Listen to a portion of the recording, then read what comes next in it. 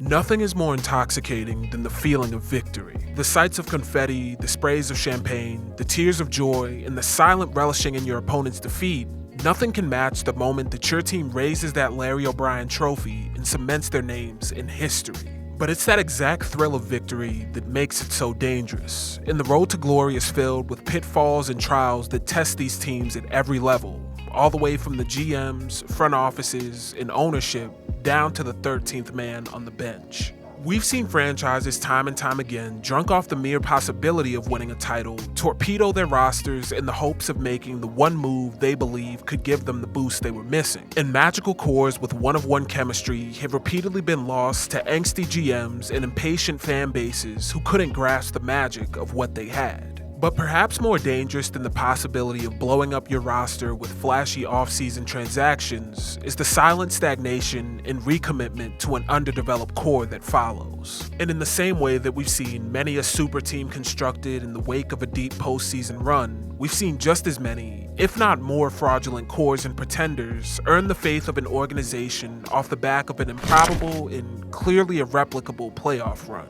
There's an endless set of examples for this concept, ranging from the league-wide embarrassment that was the super team Suns, all the way to the much less obvious Jimmy Butler Heat. But among the conversation of backfiring deep postseason runs stands the one unique team whose sudden trip to the conference finals years ago is still reverberating today, with the front office primed to kick off their first real year of potential contention since 2021, that being the Atlanta Hawks. Atlanta, whose youth-led deep playoff run in 2021 left fans shocked league-wide, has utterly failed to replicate anything close to the magic they'd had that year. And with them being such an underwhelming team, their lack of meaningful change and constant recommitment to a losing brand of basketball has mostly flown under the radar to the broader NBA world. So in today's video, we're going to look at the Atlanta Hawks, their magical 2021 run and the constant disappointment that's followed, and uncover the postseason that ruined a franchise. Before we can fully delve into what went wrong with the Hawks, we have to understand how they managed to delude themselves into believing they had a championship-level core to begin with. And a quick look at their 2021 season projections makes it clear that, from the jump, their perceived recipe to success was built on a flawed ideology. See, entering the 2021 regular season, the battle for the Eastern Conference was all but won already by the Milwaukee Bucks, whose addition of Drew Holiday to an already dominant team made them an instant favorite in the conference. And while most other teams in the East were set to be fighting for runner-up, by most standards, the Hawks weren't even in conversations for that. After finishing a tumultuous 2020 season that featured a John Collins drug suspension, a trade for the already injured Clint Capella, and wrapping the year up with the third worst record in franchise history at a 20-47, about the only thing that was proven by this season was that they had nothing offensively when Trae Young wasn't on the court, with Atlanta being a whopping 12.9 points better per 100 possessions with him and having a 6.8% better effective field goal percentage, numbers that placed him in the 99th and 100th percentile amongst all players in the league, and were clear pieces of evidence that some major roster restructuring had to happen in the offseason. And to Atlanta's credit, the team had genuinely made a splash relative to who they'd been, bringing in Bogdan Bogdanovic, Danilo Gallinari, and Rajon Rondo, along with drafting big man Onyeka Okongwu, hopefully doing a lot to shore up the offensive weaknesses surrounding Young. Unfortunately for Atlanta though, offense had only been one half of their issues, as their 114.7 defensive rating placed them 28th in the NBA, and the 19.5 points they allowed off turnovers painted the picture of a symbiotic relationship between their offensive and defensive struggles. And thus, their offseason acquisitions didn't do much to move NBA pundits and media outlets, with the team being projected as a 40-win 8th seed by nearly every credible publication, and Bleacher Report bluntly summarizing their 2021 outlook by saying, quote, "The Hawks think they're better, but may be setting themselves up to be the season's most disappointing team." And through the early goings of the year, these takes aged a little too well, as Atlanta struggled to just a 14-20 record by the beginning of March, with the Hawks' major offseason signings being hit hard with the injury bug, and Trae Young ultimately still being forced to carry the offensive load. As through the first 34 games of the year, he had a 37.3% usage rate that was the highest in the league amongst point guards over this span, sitting a whole 1.5% higher than Russell Westbrook, who was in second place. The team's struggles were numerous, as the predictions about their defense were proven by their 23rd ranked, 112th 112.9 defensive rating and compounded by an underwhelming and at times disorganized offense, as the team's less structured offensive approach under Lloyd Pierce leaned far too heavily on individual on-ball creation on offense rather than five-man sets meant to create easy shots for their scorers. But the Hawks' fortunes shifted on March 1st, as the team dismissed Lloyd Pierce and promoted his assistant Nate McMillan to the head coaching job. Seemingly overnight, Atlanta went from the underachiever everyone had predicted them to be to a juggernaut in the East. Through the final 38 games of the season with McMillan at the helm, Atlanta pulled a complete 180. Finishing with a 27-11 record and climbing up from an 11th seed at the time of Pierce's firing to the 5th seed in the conference. Atlanta's shift was spearheaded by McMillan's implementation of more offensive sets for players outside of Trae Young, with the presence of better quality shots and a more methodical pace of play being reflected in the team's true shooting and pace stats under the two coaches. Going from 18th in the league in true shooting percentage at 57.1 with a 99.67 pace under Pierce to 7th in the league in true shooting percentage at a 58.8% with their pace falling to 97.7 under Nate. Lastly, and most important to note with what's to come in the playoffs for Atlanta, is the shift in clutch time execution that McMillan brought to the franchise. As Wesley Morton of SB Nation's Peachtree Hoops pointed out, the Hawks went from being 0-6 under Pierce in games decided by 5 points or less to 8-1 under McMillan, boasting an 8.5 net rating in the fourth quarter after the All-Star break, which was good to place them third in the NBA, and was an unreal turnaround from the minus 3.8 rating they'd had prior, which placed them 23rd in the league. So heading into the playoffs, set for a first-round meeting with the Knicks, while most conventional wisdom from NBA pundits initially predicted a Knicks win in 7, the pressure-laden atmosphere of the playoffs looked to be the prime environment for the young Hawks to thrive. And as we all know, Atlanta did just that, walking through my Knicks in 5 games, torpedoing the Sixers process experiment, and even managing to tie the conference finals 2-2 before falling back to earth and ending what had begun as a nightmare season with what looked like a concrete foundation for success, and a few potential paths forward to bolster their overachieving roster. The Hawks' playoff run wasn't without issues, and while we can point to the need for another superstar creator alongside Trae Young to relieve pressure and the ever-present desire for more 3-and-D wings that would go on to dominate the Hawks' major moves for the future, the confidence that came with making a deep playoff run would be the true story for Atlanta. And returning to Morton's article for SB Nation, he gave an eerily accurate description of the potential danger that came with Atlanta's premature success, writing, quote, "At the risk of another mea culpa moment a year from now, the Hawks need to be wary of mistaking this long run for the sure arrival of a contender for years to come.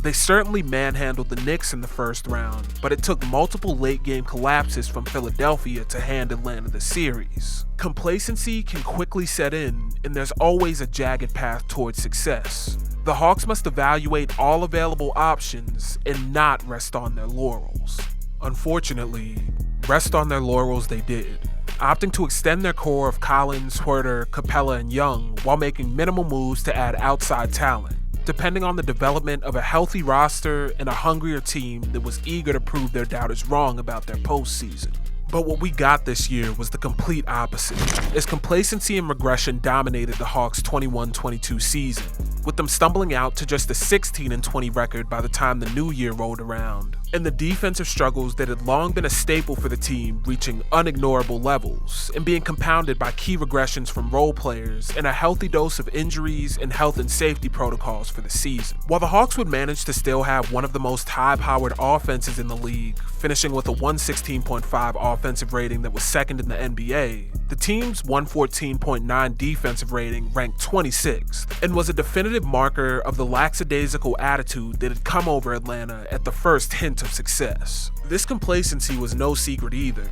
as numerous Hawks players and front office members commented on the team's struggles publicly. And in his article on Atlanta's season, Pat Benson of SB Nation gave 2 quotes that proved just how much their playoff run had gone to their heads. The first came from Trae Young after an early season beatdown courtesy of the Jazz, where he told reporters, quote, "I think guys are learning that we're no longer hunters. It's the regular season.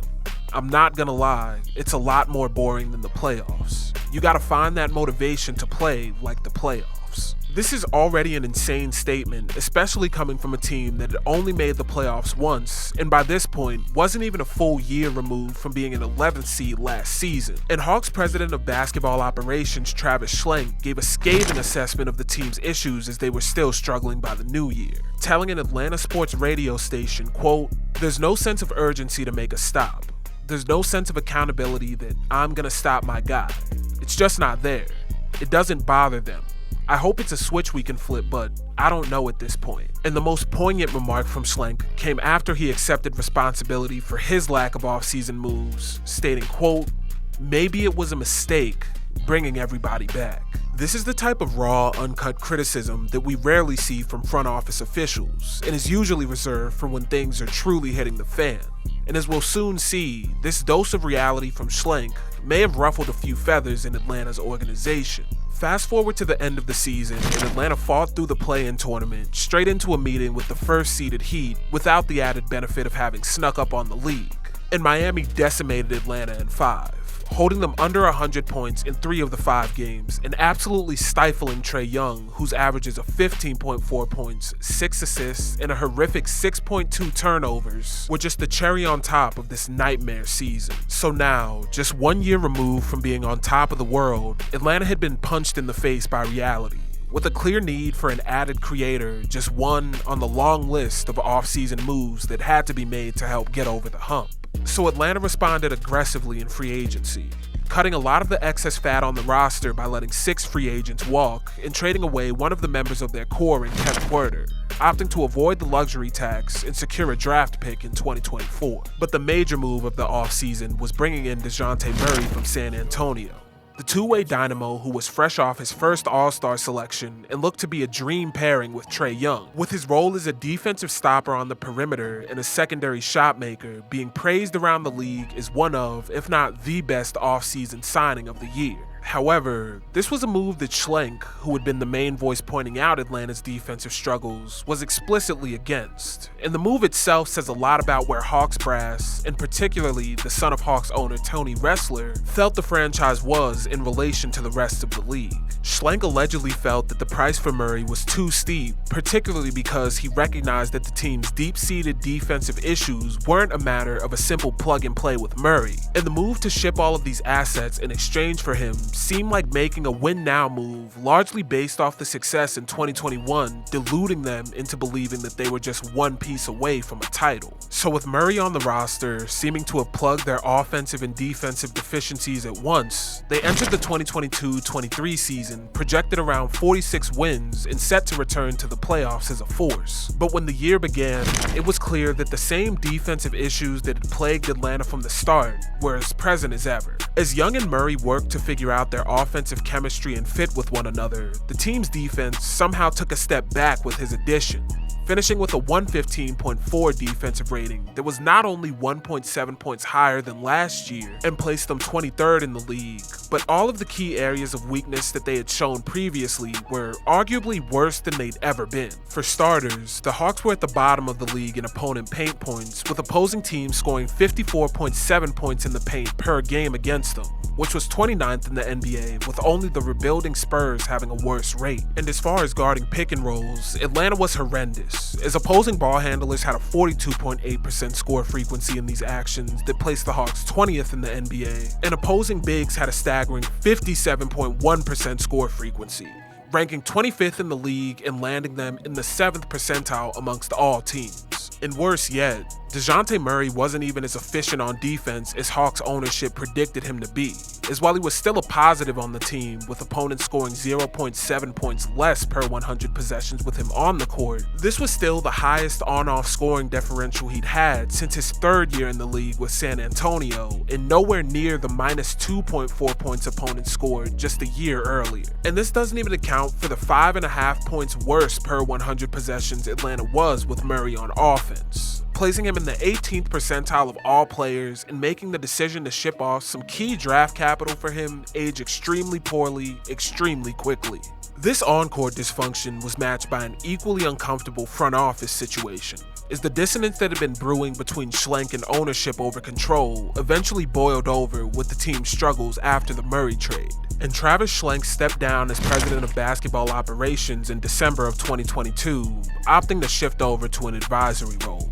Once again, we see the ripples of that premature conference finals run absolutely unraveling Atlanta from the inside out, as the differing perspectives on what their run meant and how close they were to contention splintered the front office and quickly led to the burgeoning Hawks losing their way by trying to put a DeJounte Murray-sized band-aid over the bullet wound that was their defensive struggles. So after a 41-41 season that featured the mid-season firing of Nate McMillan, another trip to the play-in, and ended with another first-round exit, this time at the hands of the Celtics, Schlenk fully exited the team in June of 2023 to sign with the Wizards, leaving the Hawks to have a repeat of their 2023 season the following year, as Trey and DeJounte struggled more to fit together on offense and had yet another defensive regression, with them finishing 27th in defensive rating at a 118.4 for the 2024 season. So following this year, now 2 wasted years into the DeJounte Murray experiment, the Hawks finally pushed the button on June 28th by sending Murray to the Pelicans in exchange for Dyson Daniels and Larry Nance Jr.,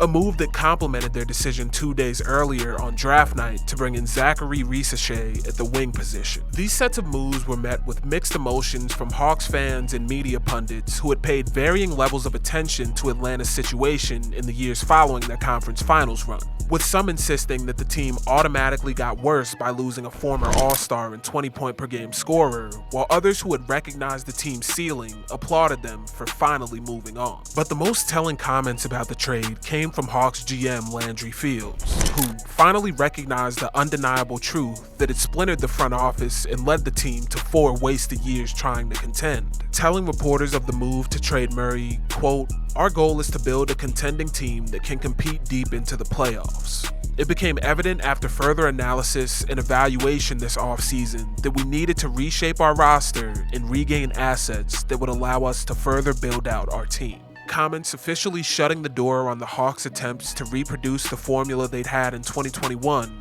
and committing to a newer, more thorough approach to roster building. And through the 2024 season, the decision to bring in Daniels as a perimeter stopper and defensive engine paid dividends on an individual and team level, as Daniels not only finished the season as the NBA steals leader, but did so in historic fashion, becoming the first player to average 3 steals a game for a full season since Alvin Robertson did it in 1991. And on a team level, for the first time since 2021, the team's defensive rating dropped, falling to a 114.8 for the year, which still wasn't great and only placed them 17th in the league, but represented real growth on the back of Dyson Daniels and the flashes of elite utility on this end that Risacher flashed and Jalen Johnson had started to become known for prior to his season-ending injury. Still, the year wasn't perfect, and the team was still horrible at stopping the three-point line in particular, with opponents shooting 37.7% from 3 against them, good for the 3rd highest rate in the league. And the decision to trade DeAndre Hunter and bench Clint Capella in exchange for the finally healthy Onyeka Okongwu midway through the season did have some adverse effects on their defense,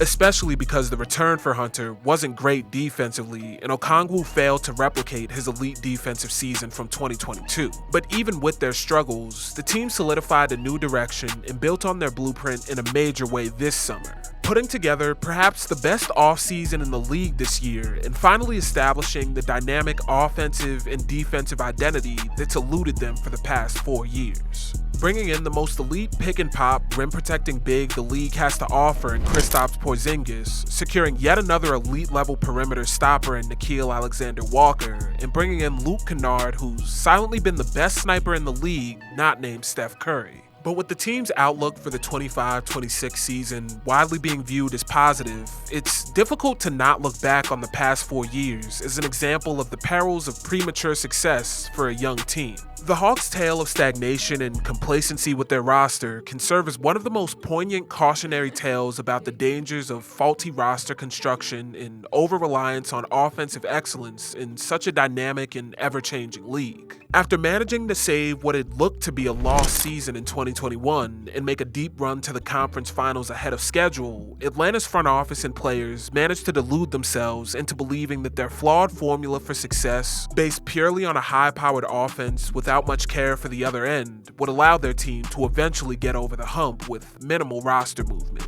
And thus, when they finally did come to the conclusion that their defensive issues were far more important than they'd initially believed, they found themselves caught in a constant tailspin, trying to figure out the formula to return to success by making one move at a time in an attempt to preserve an offensive core that had a clear ceiling on defense, unintentionally wasting key years of an all-NBA caliber point guard's career as they tried to build an empire on a faulty foundation. But now, much to the credit of the Hawks front office and ownership, a newer, much more promising team has been constructed, with the East looking to be as open as it's been in years. And though it hurts my heart as a Knicks fan to say it, I'm just as excited as everyone else to see what they can do when the season finally rolls around. So make sure you're on the lookout for the Hawks as the season goes on, because what we may be witnessing is a return to glory 4 years in the making. But with all that being said, that's going to do it for this one. Hopefully you enjoyed, and hopefully I can catch you in the next one.